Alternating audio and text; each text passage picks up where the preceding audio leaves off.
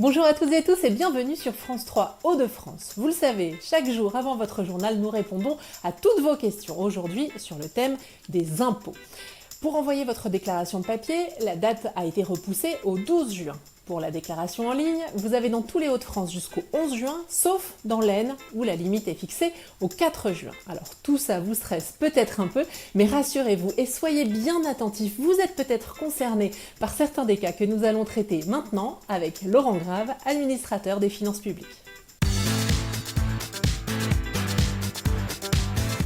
Bonjour Laurent Grave, merci de répondre aux questions de nos téléspectateurs. On commence par Evelyne qui est perdue pour faire sa déclaration. Son centre des impôts est fermé depuis le confinement et elle demande comment se faire aider.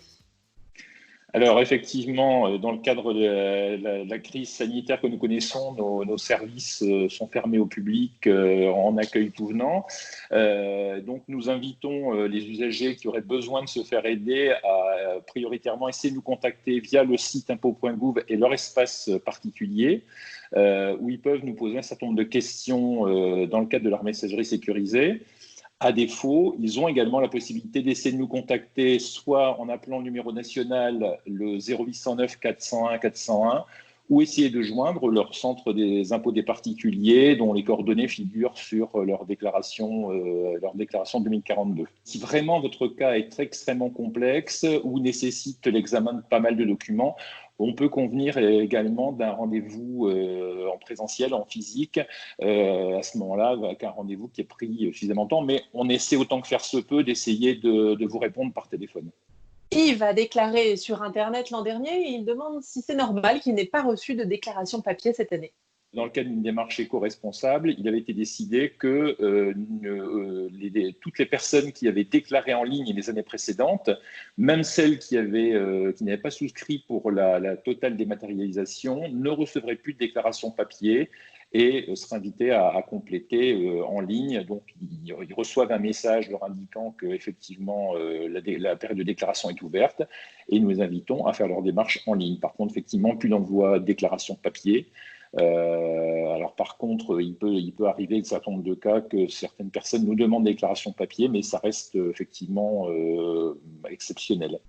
Madeleine demande ce qu'est la déclaration automatique, une nouveauté apparemment. Alors effectivement, c'est une nouveauté au titre de cette campagne. L'administration vous informe que vous pouvez bénéficier du principe de la déclaration automatique si vous n'avez aucune correction à apporter par rapport aux éléments qu'on vous a communiqués ou qui figurent en ligne si vous faites une déclaration en ligne. Vous n'avez pas de déclaration à déposer, dès lors que vous avez bien vérifié qu'il n'y a aucune correction à faire.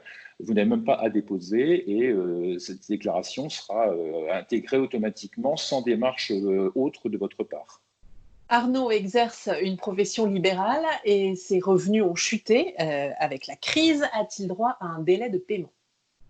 Alors, dans le cadre du paiement à la source, on ne raisonne plus forcément en termes de délai de paiement en tant que tel. Donc, ce qui est rappelé, notamment pour les professions libérales, c'est que pour l'impôt sur le revenu, elles ont la possibilité de moduler leur taux et le montant de leur acompte prélèvement à la source. Les personnes ont également la possibilité de décaler, à raison de maximum de 3 acomptes tout au long de l'année, de décaler la perception de leur acompte, ce qui leur permet effectivement d'éviter d'avoir un prélèvement qui serait trop important avec des revenus fortement en baisse. Il n'y a pas de délai proprement dit à solliciter, il y a simplement à utiliser les possibilités offertes pour la modulation des acomptes de prélèvement à la source. Et si jamais il y a une forte régularisation, encore une fois liée aux conditions d'imposition des revenus de l'année dernière, il y a un étalement automatique qui a été mis en place.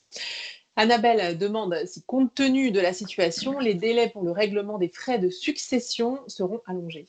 En matière de déclaration de succession, le paiement des droits qui sont éventuellement dus dans le cas d'une succession se fait en même temps que le dépôt de la déclaration de succession.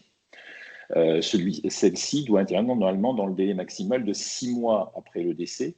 En cas de dépassement du délai, bien évidemment, dans les circonstances qui sont les nôtres actuellement, si vous manifestez auprès de votre service d'enregistrement qui est habilité à recevoir cette déclaration, ils seront effectivement compréhensifs et n'appliqueront pas des pénalités notamment si le retard est justifié et expliqué par les circonstances actuelles. Béatrice a fait un don via une cagnotte en ligne pour le personnel soignant. Est-ce qu'il est déductible? Si le don a été effectué ici en début d'année, il serait éventuellement déductible l'année prochaine. Pour pouvoir être déductible, ce don doit être effectué auprès d'une association, d'un organisme reconnu d'utilité ou d'intérêt général.